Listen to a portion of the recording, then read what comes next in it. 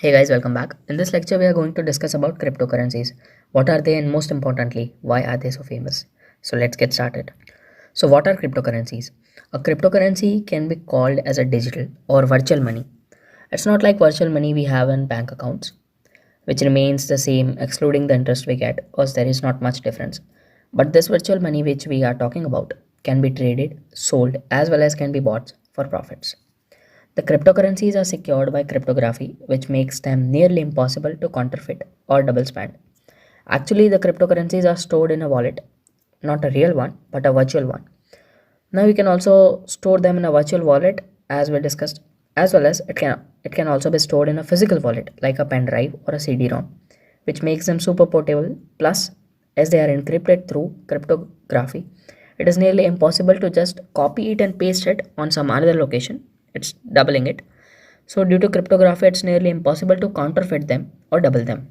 The transactions of bitcoins are implemented using the blockchain technology. We discussed about the blockchain technology previously in this course. The deep dark web works on the same blockchain technology. In blockchain technology, the signal from host device is bounced through several servers and is encrypted at each server till till it reaches the requested device. Due to this blockchain technology, the cryptocurrencies are impossible to track. On the positive side of the blockchain technology, we can say that all your transactions are anonymous. But on the negative side of blockchain technology, the cryptocurrencies once transferred cannot be returned or claimed back. The main positive points about cryptocurrencies is that they are not issued by any central authority, rendering them theoretically immune to government interference or manipulation. So as it is stated that cryptocurrencies are not issued by any central authority or any government, due to which it's impossible for the government to keep track of these currencies. Also, as these currencies cannot be tracked, it's largely used to convert black money into white money. Now, we will discuss about the main key points about cryptocurrencies. A cryptocurrency is a new form of digital asset based on a network that is distributed across a large number of computers. This decentralized structure allows them to exist outside the control of governments and central authorities. As we discussed earlier, these cryptocurrencies are not controlled by any government or any third party organization, so they are impossible to track. Also, it's impossible for the governments to keep track of it.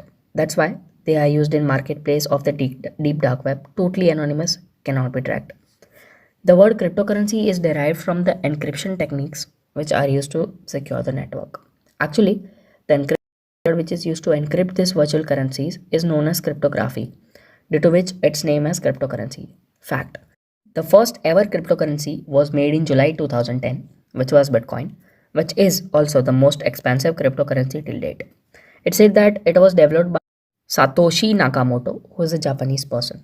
Cryptocurrencies face criticism for a number of reasons, including their use for illegal activities, exchange rate volatility, and vulnerabilities for the infrastructure underlying them. However, they have also been praised for their portability, divisibility, inflation resistance, and transparency.